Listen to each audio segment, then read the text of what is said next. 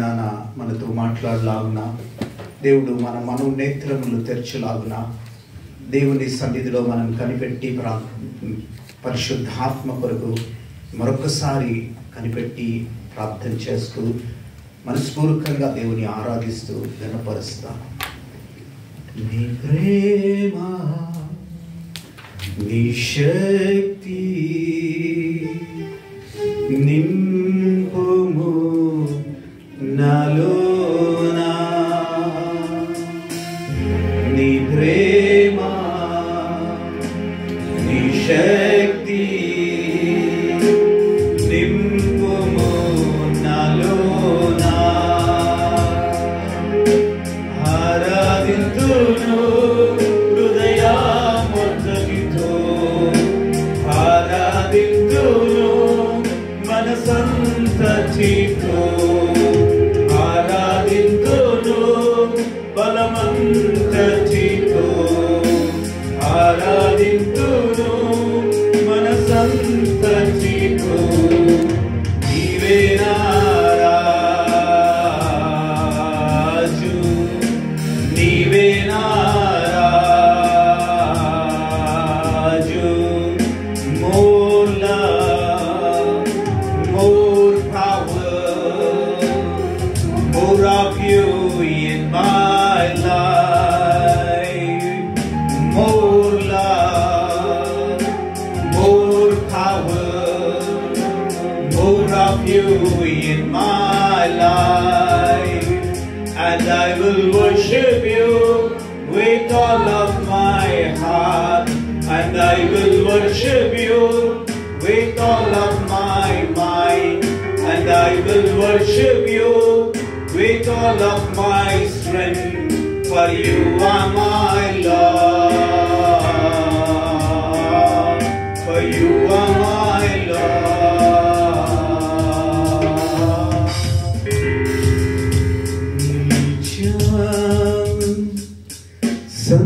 సన్నిధిలో కనిపించవా దేవా, మనసు తనువు నీకోసమే దేవా, నిలిచాం సన్నిధిలో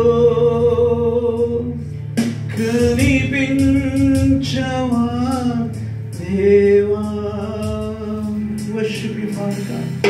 యేసు నీకు మహిమ ప్రభారి కాలంగా దేవుడు మిమ్మల్ని తాకడం నేను చూస్తా ఉన్నాను. దేవుని శక్తి మిమ్మల్ని దర్శించడం నేను చూస్తా ఉన్నాను. ఇది మీ బలహీనతలు దేవుడు తొలగించడం నేను చూస్తా ఉన్నాను. ఇది Holy Spirit is touching you right now. దేవుడు మిమ్మల్ని స్వస్థపరచడం చూస్తూ ఉంటున్నాను. హల్లెలూయా.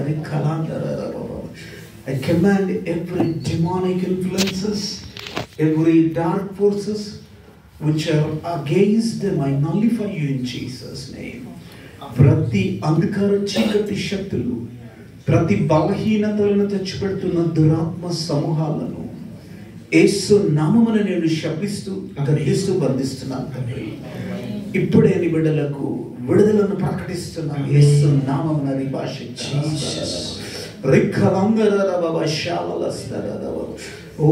భాష పరలోకపు సన్నిధి మన మధ్యలో ఉంటున్నది. దేవుడు మీ పట్ల గొప్ప ప్రణాళిక కలిగి ఉంటున్నాడని సెలవిస్తా ఉన్నాడు. ప్రభు ఒక సంకల్పం, ఒక దేవుని చిత్తము మీ పట్ల ఉంటున్నది. మీ ప్రతి కన్నీటి బాష్ప బిందుని తుడిచే దేవుడు మీతో కూడా ఇది ఉన్నాడు. నీకు స్తోత్రములు తండ్రి. నూతన కార్యాలు దేవుడు మీ జీవితంలో మీ కుటుంబంలో జరిగించని అంటా ఉన్నాడు.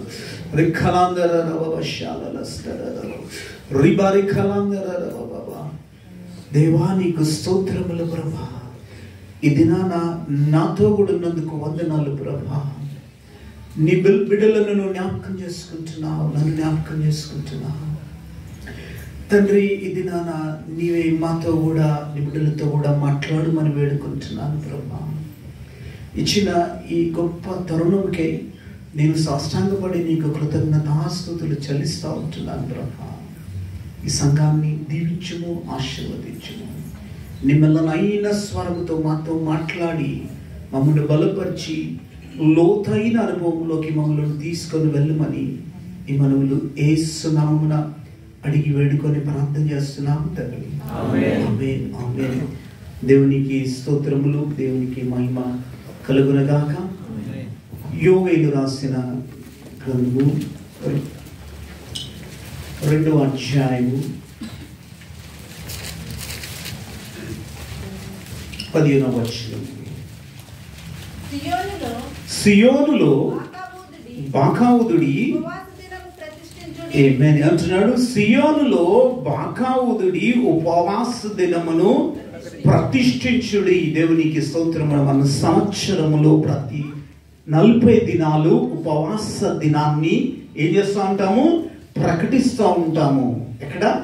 భారతదేశమే కాదు, ఈ ఖండములన్నిటిలో ప్రపంచం అంతా కూడా ఉపవాస ప్రార్థనలు ప్రకటింపబడుతూ ఉంటాయి. దేవునికి స్తోత్రములు. లేఖనాలు ఈ రీతిగా ఉంటున్నారు. ప్రతి దినము నియమించి ప్రకటన చేయుడి. ఎంత? ప్రతి దినము నియమించుకోవాలి కదా. ఒకవేళ మనం కూడుకోలేకపోయినా దేవుడు టెక్నాలజీని ఇచ్చాడు. ఏ రీతిగా? మనము జూమ్తోని ప్రార్థన చేసుకోవడము, వాక్యంలో బలపరచడానికి దేవుడు మంచి టెక్నాలజీని దేవుడు మనకు అనుగ్రహించి ఉంటున్నాడు. మీరెక్కడున్నప్పటికీ కూడా పాల్గొనడానికి, దేవుని సన్నిధిలో గడపటానికి దేవుడు మనకిచ్చిన టెక్నాలజీ బట్టి దేవునికి వందనాలు చెల్లించాలి. దేవునికి స్తోత్రములు. అందరికీ సమయము సరిపోదు. భారతదేశంలో అయితే సంఘాలు తెరవబడుతూ ఉంటాయి, టైం ఉంటుంది, చేసుకోగలం. కానీ ఇలాంటి ప్రదేశాలలో మనం ఎక్కడున్నా కూడా ప్రభు సన్నిధిలో గడపటానికి మనకు గొప్ప తరుణాన్ని దేవుడు మనకిచ్చినందుకు దేవునికి వందనాలు చెల్లించాలి. ఏం చేయాలి? ఏం ప్రకటన చేయాలి? సిలువను గురించి ప్రకటించాలి. ఏం ధ్యానం చేస్తాము? సిలువ ధ్యానాలను ధ్యానం చేస్తాము. యేసు ప్రభు 2000 సంవత్సరాల క్రితము నీ కొరకు నా కొరకు కల్వరిలో త్యాగం చేశాడు. ఆయన మన కొరకు రక్తం కార్చాడు. మన కొరకు చనిపోయి తిరిగి మృత్యుంజయుడే లేచిన ప్రభువుని మనం కొనియాడుతూ సిలువ ధ్యానాలలో మనము పాలు పొందుతూ ఉంటాము. కనుక దేవుడు ఇచ్చిన ఈ తరుణమును బట్టి దేవునికి వందనాలు చేస్తున్నారు. ఎలాంటి వారు చేయాలో? జనులను సమకూర్చుడి. ఏం చేయాలంట? మీరొక్కరే కాదు, జనులను అంటే అన్యులను, దేవుల్లో లేని క్రైస్తవులను, ఉన్నవారిని, అందరికీ ఇది లభిస్తూ ఉంటుంది, వర్తిస్తూ ఉంటుంది. జనులను ఏం చేయాలంట? సమకూర్చాలి. దేవునికి స్తోత్రం. ఎవరి కొరకు? దేవుని మహిమ కొరకు, దేవుణ్ణి ఘనపరచడానికి, దేవుణ్ణి కీర్తించడానికి, దేవుని సన్నిధిలో సమకూర్చే బిడ్డలుగా ఉండాలి. ఎంతమందిని మీరు దేవుని సన్నిధికి తీసుకొస్తున్నారు ఈ 40 దినాల ఉపవాస ప్రార్థనలోకి? తెలిసిన వారిని ప్రోత్సహించాలి, తెలిసిన వారిని నడిపించాలి. మీరు నడిపించినట్లయితే ఒక ఆత్మ రక్షింపబడుతుంది, ఒక కుటుంబం రక్షింపబడుతూ ఉంటుంది. ఒక దేవుని సన్నిధిలో ఒక కుటుంబాన్ని నువ్వు రక్షణలోకి తెచ్చినట్టుగా దేవుడు అది గుర్తిస్తూ ఉంటాడు. అది మీకు ఫలము లభిస్తూ ఉంటుంది. ఇంకేమంటున్నాడు? సమాజ కూటములను ప్రతిష్ఠించుడి. కూటాలను ఏర్పాటు చేయాలి. తర్వాత పెద్దలను పిలువనప్పుడు చిన్నవారిని, సన్యపానం చేయి బిడ్డలను తోడుకొని రండి. పెళ్లి కుమారుడు అంతఃపురంలో నుండి, పెళ్లి కుమార్తె గదిలో నుండి రావలి ఉండెను. ఎవరంట? ఏ భేదం లేదు, అందరూ దేవుని సన్నిధికి రావాల్సిందే. ఉపవాస దినాలు ప్రకటించినప్పుడు ఏం చేయాలి? కుటుంబ సమేతంగా వారు ఎలాంటి పరిస్థితుల్లో ఉన్నా, వారు వివాహాలు జరుగుతున్నా, వారి ఇంట్లో శుభకార్యములు జరుగుతున్నా, కానీ ఉపవాస దినాలు ప్రతిష్ఠించినప్పుడు ఏం చేయాలట? కంపల్సరీ దేవుని సన్నిధిలో గడపాలి. మన చాలా మంది క్రైస్తవులు ఏ మంచి కార్యాలు ఈ దినాలలో చేయరు చాలా మంది. అంటే ఎందుకంటే ఆ ప్రతిష్ఠ చేస్తారు, అది దేవుని కొరకు సమయాన్ని గడపడానికి, శిలువ ధ్యానాలలో ఉండడానికి గడుపుతూ ఉంటారు. కనుక దేవుని బిడ్డలమైన మనము ఎలా యేసు ప్రభు సన్నిధిలో గడుపుతూ ఉంటున్నాము? చాలా ప్రాముఖ్యమైన మాటలు ఇవి. అంటున్నాడు దేవునికి స్తోత్రములు. మోసెస్ చూద్దాం, ద్వితీయోపదేశ కాండము 9వ అధ్యాయము 9 నుంచి 11 వరకు చూద్దాం. చదువు. ఇశ్రాయేలు వినుము, ద్వితీయోపదేశ కాండము 9. అనగా యెహోవా మీకు చేసిన నిబంధన సంబంధమైన పలకలను తీసుకొనుటకు నేను కొండెక్కినప్పుడు అన్నపానములను మాని ఆ కొండ మీద 40 పగళ్ళు 40 రాత్రులు ఉంచిని. మోషే ఎక్కడికి వెళ్ళాడంట? సినాయి పర్వతం మీద దేవుడు పిలిచినప్పుడు ఎక్కడికి వెళ్ళాడు? దేవుని సన్నిధికి వెళ్ళినట్టుగా అక్కడ చూస్తా ఉంటున్నాము. దేవుని సన్నిధికి వెళ్ళినప్పుడు ఏం జరిగింది? దేవుడు ఆయనకు 10 ఆజ్ఞలు పలకలు ఇచ్చినట్టుగా చూస్తున్నాను.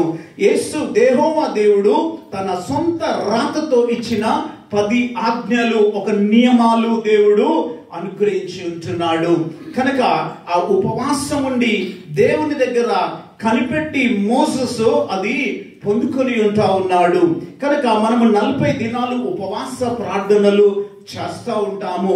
ఒక విజన్ ఉండదు, ఒక గోల్ ఉండదు, ఒక ఏ రీతిగా ప్రార్థన చేయాలో తెలియదు, మనం ఏ రీతిగా దేవుని సన్నిధి అనుభవించాలో తెలియదు.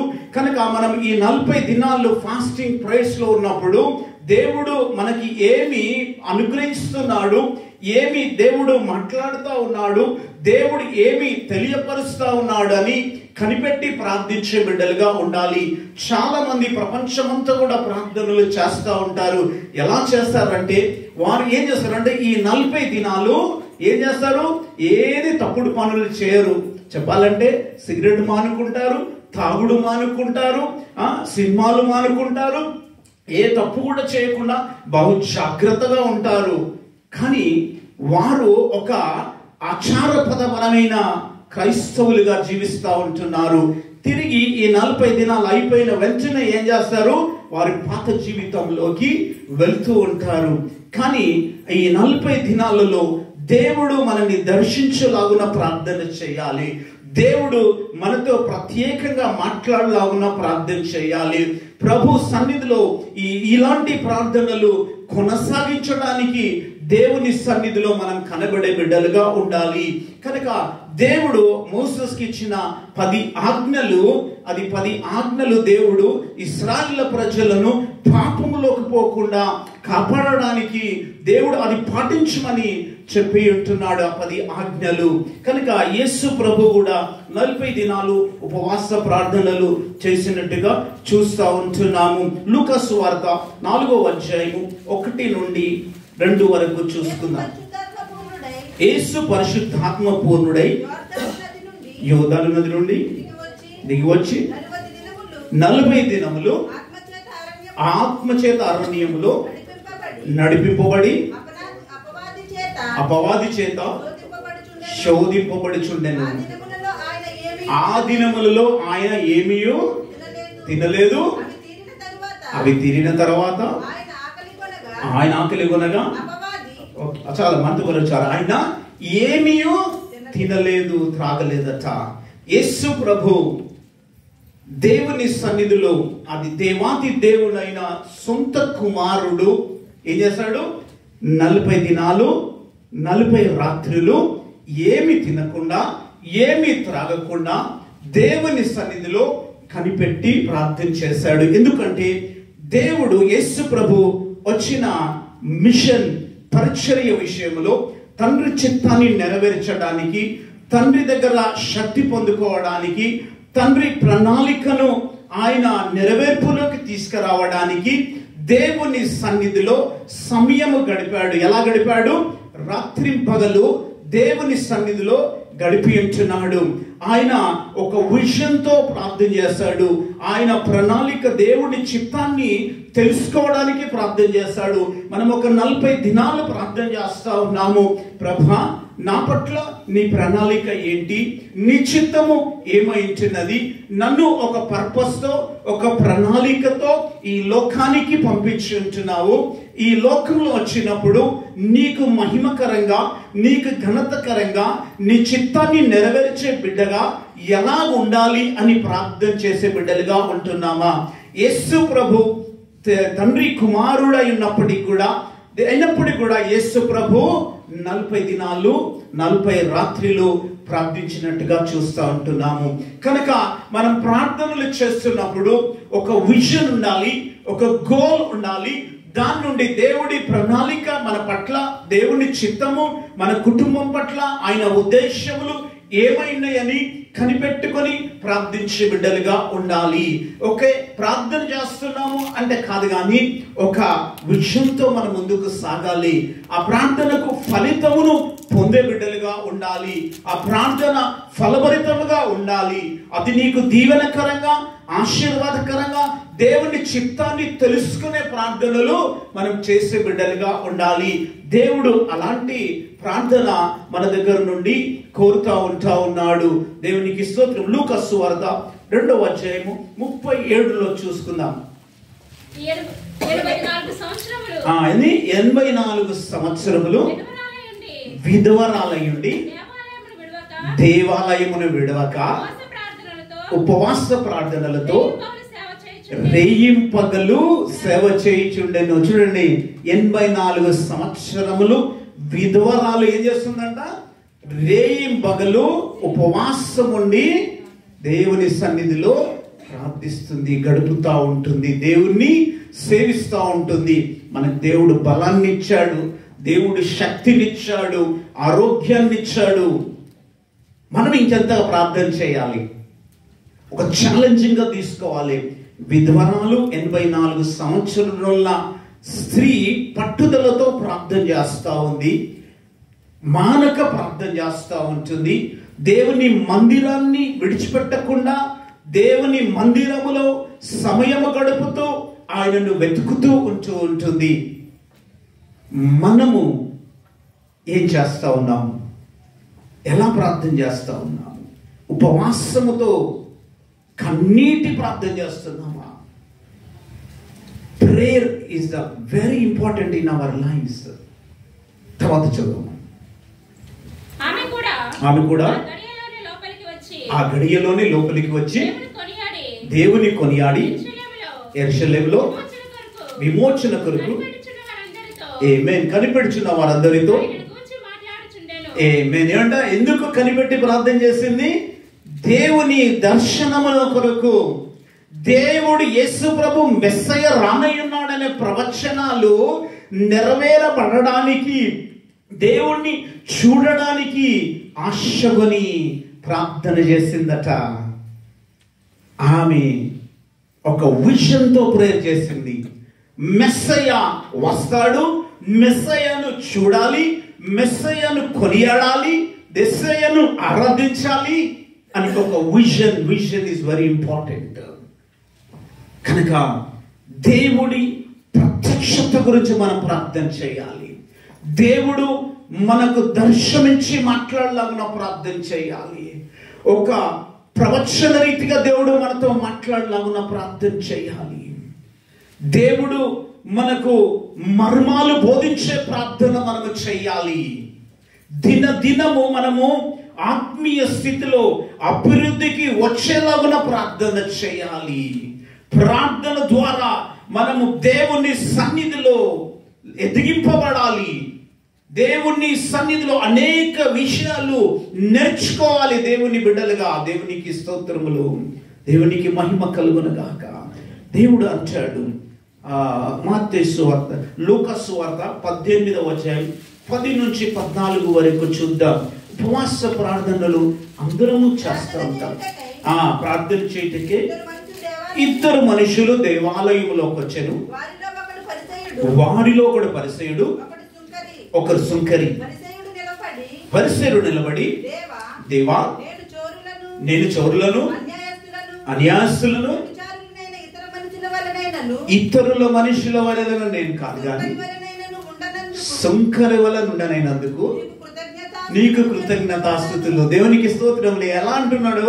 ప్రార్థన ఎలా చేస్తా ఉన్నాడు చూడు. ప్రభా, నేను నీతిమంతుణ్ణి, ఈ సుంకరిలాగా కాదు, చోరులాగా కాదు, ఎవరికి అన్యాయం చేయలేదు, నేను నీ ఆజ్ఞలను పాటిస్తా ఉంటున్నాను, నేను నువ్వు చెప్పినట్లు చేస్తా ఉన్నాను అని ప్రార్థన చేస్తా ఉన్నాడు.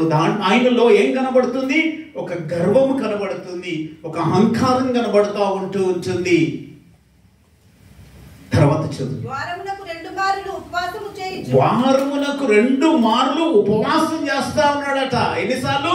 2 సార్లు ఉపవాసం చేస్తా ఉన్నాడంట. కానీ ఆయన జీవితము సరిగ్గా లేదు, ఆయన హృదయము సరిగ్గా లేదు, ఆయన ప్రవర్తన సరిగ్గా లేదు, ప్రార్థించే అప్రోచ్ కరెక్ట్ గా లేదు, ఎలాగూ ప్రార్థించాలనో తెలియదు, ఎలాగూ దేవుణ్ణి వేడుకోవాలనో తెలియదు. తర్వాత ఏమంటాడు? నా సంపాదన అంతటిలో 10వ భాగాన్ని చెల్లిస్తూ ఉంటున్నాను. తనతో తాను ప్రార్థించు. అయితే సుంకరి దూరంగా నిలబడి ఆకాశం వైపు కన్నులెత్తుటకును ధైర్యము చాలక రొమ్ము కొట్టుకొనుచు, దేవా, పాపినైన నన్ను కరుణించుము, అతనికంటే ఆమేన్, ఇతడు నీతిమంతునిగా తీర్చబడ్డాడు. ఎవరు తీర్చబడ్డారు? పశ్చాత్తాపపడి ప్రార్థన చేసేవాడు. దేవుడికి ఎలాంటి ప్రార్థనలు కావాలి? పశ్చాత్తాపముతో కూడిన ప్రార్థనలు మనం దేవుని సన్నిధిలో చేసే బిడ్డలుగా ఉండాలి. ప్రభు అంటాడు, పాపుల మనవి నేను ఆలకించే దేవుడను కాదు అంటా ఉన్నాడు. కనుక మన పాపములు మనం ఒప్పుకున్నట్లయితే ఆయన నీతిమంతుడు. మనల్ని ఏం చేస్తాడు? మన ప్రతి పాపమును ఆయన రక్తంతో కడిగి మనల్ని పవిత్రులుగా చేస్తాడు అంటా ఉన్నాడు. కనుక ఎలాగో ప్రార్థన చేయాలి అంటే నీతిమంతునుగా మార్చబడే ప్రార్థనలు మనము నేర్చుకోవాలి. మన ప్రార్థనలో దోషం ఉండకూడదు, మన ప్రార్థనలో మనకు కల్మషం ఉండకూడదు, మన దోషములో గర్వం ఉండకూడదు. నేను ఇస్తున్నాను కదా, నేను చేస్తున్నాను కదా అని నువ్వు అనుకోకూడదు. ఎలా ఉండాలి? అవన్నీ కూడా దేవుడు మనకి ఇస్తేనే మనం దేవునికి ఇస్తా ఉంటున్నాము. కనుక దేవుని సన్నిధిలో ఎలా ప్రార్థన చేయాలి? తనను తాను తగ్గించుకునేవాడు హెచ్చింపబడును అంటా ఉన్నాడు. తగ్గించుకొని ప్రార్థన చేసినప్పుడు నువ్వు నీతిమంతులుగా తీర్చబడుతూ ఉంటావు. ప్రార్థన ద్వారా నీతిమంతులుగా తీర్చబడతారని దేవుడు మాట్లాడుతూ ఉన్నాడు. ఎలా? తగ్గించుకొని పాపములు ఒప్పుకున్నప్పుడే వాడు నీతిమంతునిగా తీర్చబడతాడు.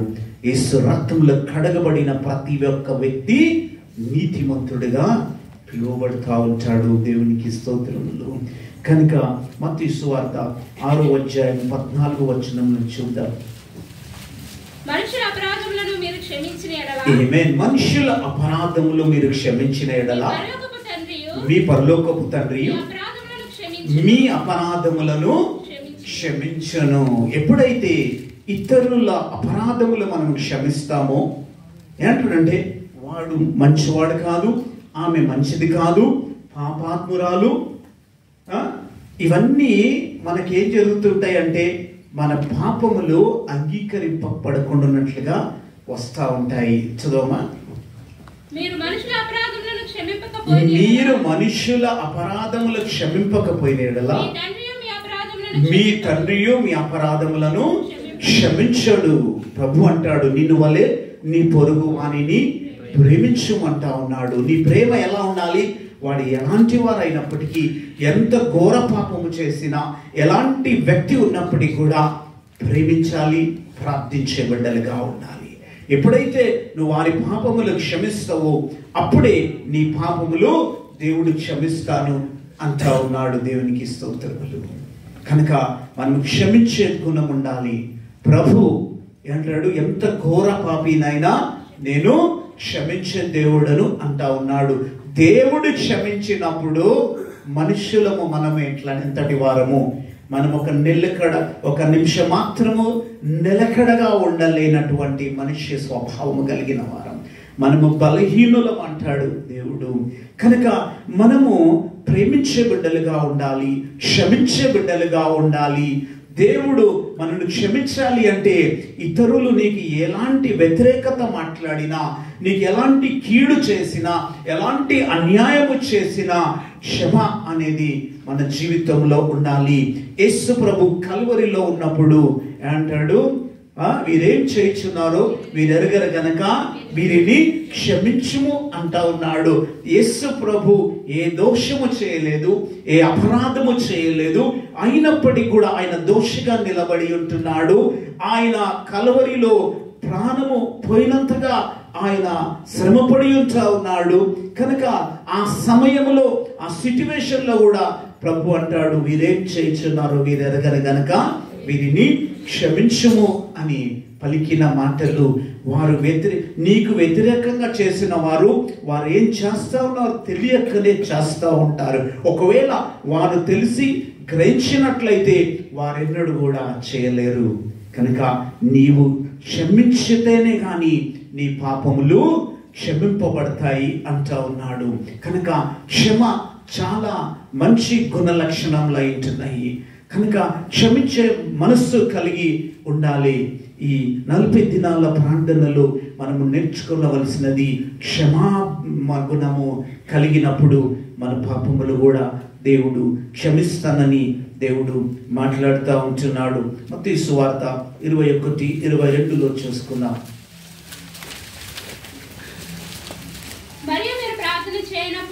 మరియు మీరు ప్రార్థన చేయనప్పుడు వేటిని అడుగుదురో అవి దొరికిన నమ్మిన ఎడలా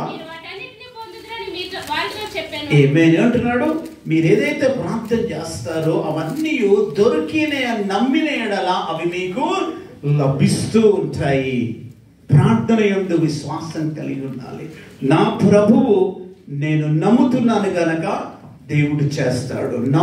నమ్ముట నీ వలనైతే నమ్మువానికి సమస్తము సాధ్యమే. ఆయనకు అసాధ్యమైంది ఏది లేదు. మనుష్యులకు అసాధ్యము ఉండొచ్చు కానీ ప్రభువుకి మాత్రము సమస్తము సాధ్యమే అంటా ఉన్నాడు. 24వ వచనం చదవమ్మా. యేసు నేనును మిమ్మును ఒక మాట అడుగుదును. 23-24 అయిపోయినా. ఆయన దేవాలయంలోకి వచ్చి బోధించుచుండగా ప్రధాన యాజకులను మార్క్స్ వార్త 1:35 చూసి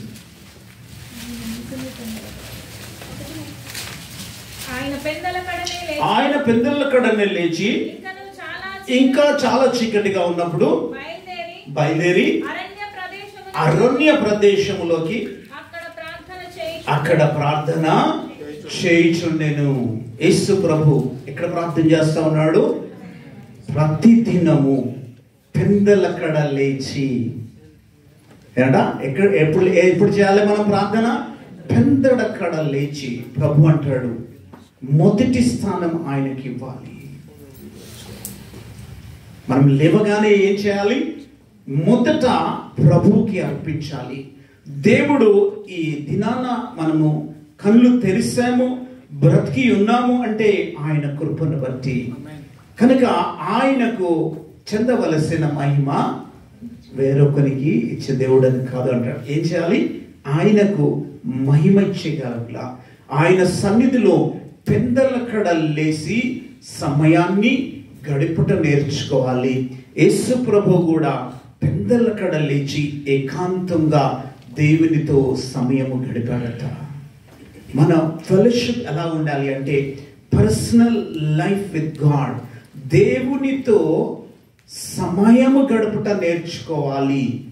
దేవునికి మొదటి స్థానం ఇచ్చే బిడ్డలుగా ఉండాలి, దేవుని బిడ్డలుగా ఉండాలి.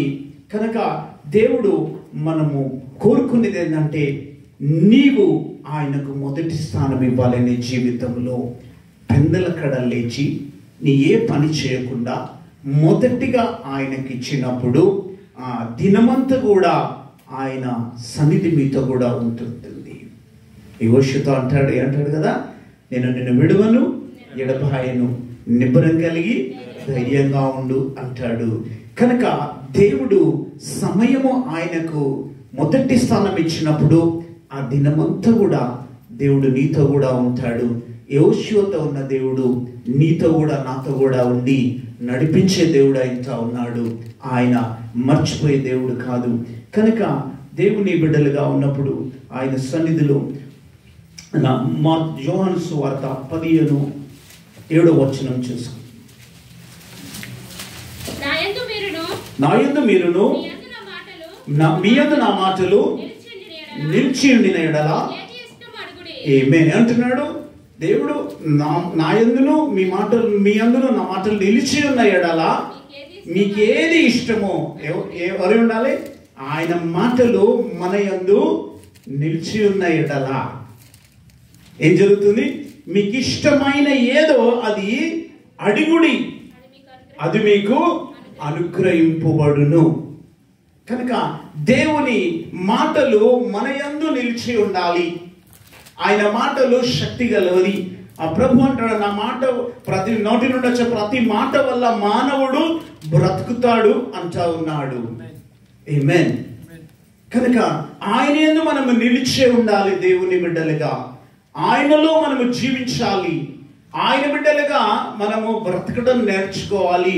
అప్పుడు మీది ఏది అడిగితే అది దేవుడు చేస్తాను అంటా ఉన్నాడు. నీ ప్రార్థనకు ప్రతిఫలం అనుగ్రహింపబడుతూ ఉంటుంది.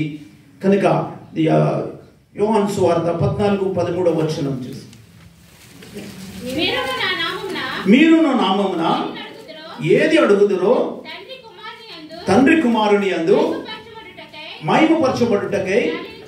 ఆమేన్. ఏంట తండ్రి కుమారుని యందు మహిమపరచడానికి ఆ అద్భుతం చేస్తాను అంటాడు. మీరు అడిగినవన్నీ కూడా చేస్తాడు. నీ నీతి వల్ల కాదు, నీ జీవితమును బట్టి కాదు, కానీ తండ్రి మహిమపరచడానికి దేవుడు చేస్తాడు. కొంతమంది అనుకుంటారు, నా ప్రార్థనకు జవాబిచ్చాడని పొంగిపోతా ఉంటాం, పొర్లిపోతా ఉంటాం. ఓ దేవుడు నాకు మొర అయినాడు, వింటాడు. కానీ ఎవరిని మహిమపరచాలి? అద్భుతం జరిగిన తర్వాత ఆ ఆధిక్యత ఎవరిది? ఆ చేసిన ప్రభువుని గణపరిచే బిడ్డలుగా ఉండాలి. ఆ ప్రార్థన చేయడానికి ప్రేరేపింపబడినావు అంటే ఆ ప్రభు నీతో మాట్లాడి సమయాన్ని నీకు ఇచ్చి, ప్రభు ఏ ఆటంకము లేకుండా ఆయన సన్నిధిలో గడిపి నువ్వు ఫలము పొందుకోవడానికి దేవుడు కృప చూపించేటాడు కనుక నువ్వు ఫలాన్ని పొందుకొని ఉంటా ఉన్నావు. కానీ దేవుని మహిమపరచేలాగునా ఉండాలి మన సాక్ష్యములు. అనేక మంది సాక్ష్యములు చెప్తా ఉంటాం. ఎలా ఉండాలి మన సాక్ష్యము? దేవునికి మహిమకరంగా ఉండాలి. మనం చెప్పే ప్రతి సాక్ష్యము ఆయనకు అంగీకారంగా, క్రీస్తుకు మహిమకరంగా, ఘనతకరంగా ఉండే ప్రార్థనలు మనం చేసి మనం అద్భుతాలు పొందుకున్నప్పుడు, గొప్ప కార్యాలు దేవుడు చేసినప్పుడు ఆయనను కీర్తించే బిడ్డలుగా ఉండాలి. యెహోషువ 10:12 చూస్తే యెహోషువ అక్కడ ప్రార్థన చేస్తాడు. యెహోవా ఇశ్రాయేలీయుల ఎదుట అమోరీయులను అప్పగించిన దినమున ఇశ్రాయేలీయులు విలుచుండగా యెహోషువ యెహోవాకు ప్రార్థన చేసెను. యెహోషువ యెహోవాకు ప్రార్థన చేసెను. ఏంట ఏమంటాడు? గిద్యోను, సూర్యుడా ఆమేన్. ఏంట దేవుడు ఎలాంటి అధికారాన్ని దేవుడు ఇచ్చాడు తన బిడ్డలకు. చూడండి, దేవుడు ఇదంతా కూడా ప్రపంచమంతా కూడా దేవుడు క్రియేట్ చేస్తాడు. ఎవరు క్రియేట్ చేశాడు? దేవుడు ఆది అందే ఏం చేస్తాడు? ఈ ప్రపంచాన్ని సృష్టించాడు. ఆ ప్రపంచం మీద ఎవరికి ఆధిక్యత ఇచ్చాడు? చూడండి, ఇక్కడ అంటాడు, సూర్యుడా నువ్వు గిబియోనులో నిలువుము, చంద్రుడా ఆయాలో లోయలో నువ్వు నిలువుము అంటా ఉన్నాడు. జరిగిందా? జరిగింది.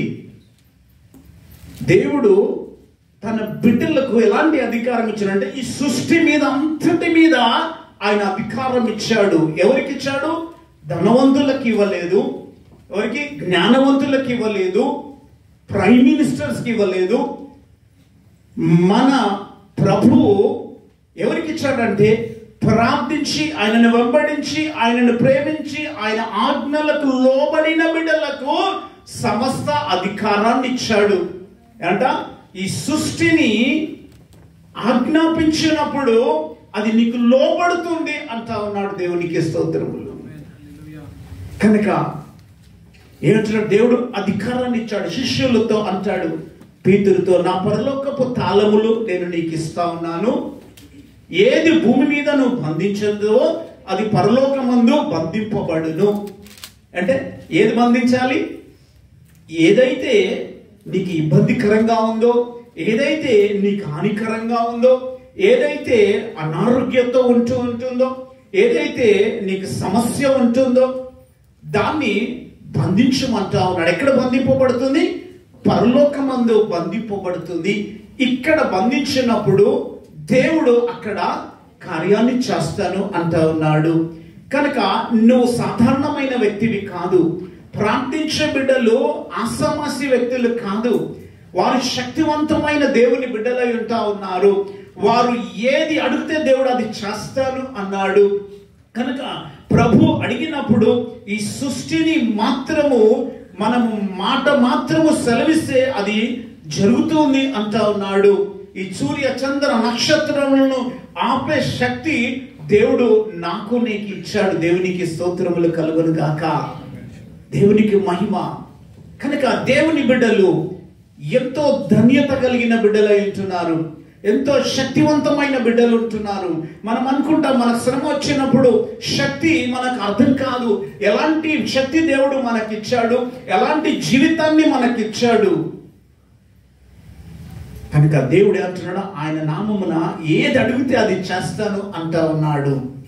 కనుక నువ్వు ఏది విప్పెదవో అది పరలోకమందు విప్పబడును.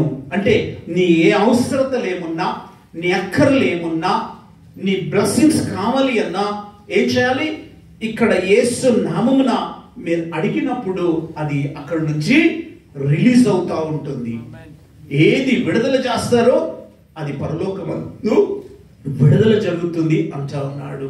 కనుక దేవుడు ఆయన నీకు ఇచ్చిన అధికారాన్ని ఉపయోగించే బిడ్డలుగా ఉండాలి. ఏం చేస్తాం? అయ్యో నాకు ఈ శ్రమ వచ్చింది, అయ్యో నాకు ఈ కష్టం వచ్చింది, ఈ బాధ వచ్చింది అని మనము కృంగుతూ ఉంటారు. కృంగిన ఎడల నీవు చాతగాన దానవగుదువు అంటా ఉన్నాడు. కనుక ఎలా ఫీల్ అవుతారంటే మెంటల్ గా సిక్ అయిపోతారు, ఫిజికల్ గా సిక్ అయిపోతారు. నీ పవర్ ఏదో మనం తెలుసుకోవాలి. ప్రభు అంటాడు, నువ్వు నా తండ్రిని నా నామమున ఏది అడిగితే అది చేస్తాడు అంటా ఉన్నాడు. ఈ సృష్టిని మన అధికారాన్ని ఆయన మనకిచ్చాడు. ఎందుకంటే is the creator of this universe. ఆయన ప్రపంచాన్ని సృష్టించాడు. కనుక దానికి అధికారి ఎవరంటే దేవుడు.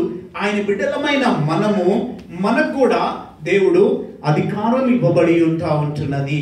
కనుక దేవునికి స్తోత్రం కలుగును గాక.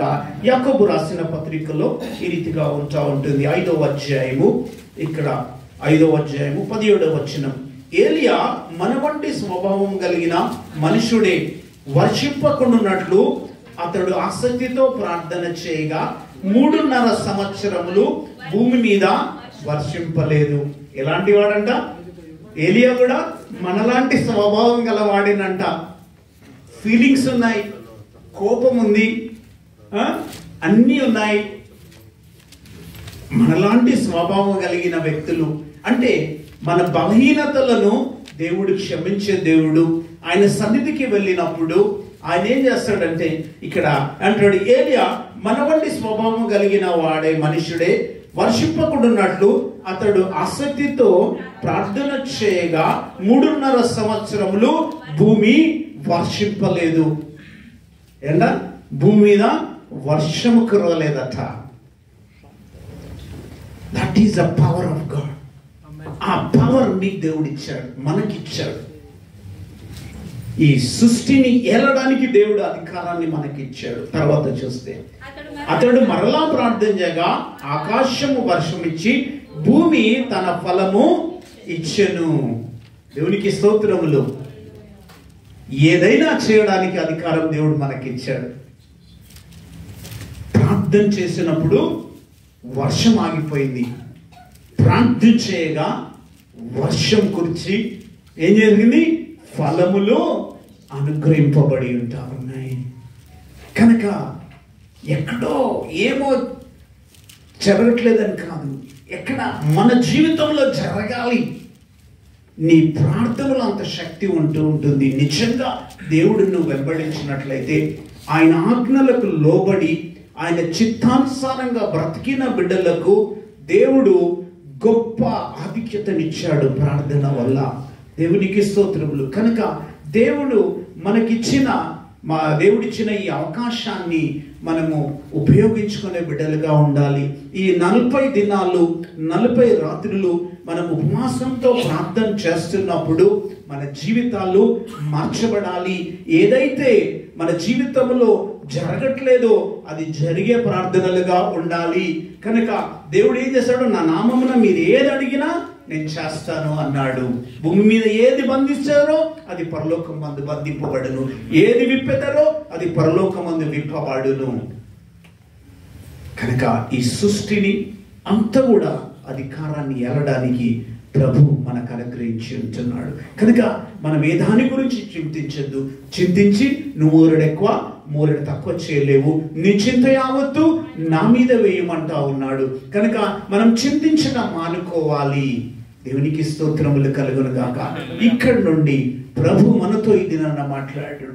నా నామమున మీరు ఏది అడిగితే అది చేస్తాను అన్నాడు. కనుక మీ అవసరతలను తీర్చడానికి యేసు ప్రభు మనతో కూడా ఉన్నాడు. ప్రభు మనం అడిగిన వెంటనే జవాబిచ్చే దేవుడు. నువ్వు నాకు మొరపెట్టుము, నేను నీకు ఉత్తరం ఇచ్చేదను అంటా ఉన్నాడు. నీ మొర గురించి దేవుడు వెయిట్ చేస్తా ఉన్నాడు.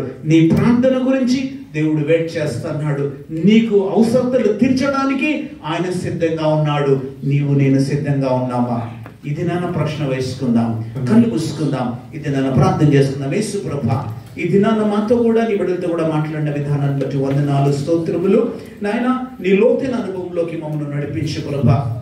వాక్యంలోను ప్రార్థనా జీవితంలోను నీకు అనుకూలమైన జీవితాన్ని మాకు అనుగ్రహించి మహిమ ఘనత ప్రభావాలు పొందమని ఈ మనవులు యేసు నామమున అడిగి వేడుకొని ప్రార్థన చేస్తున్నాం తండ్రి. ఆమేన్.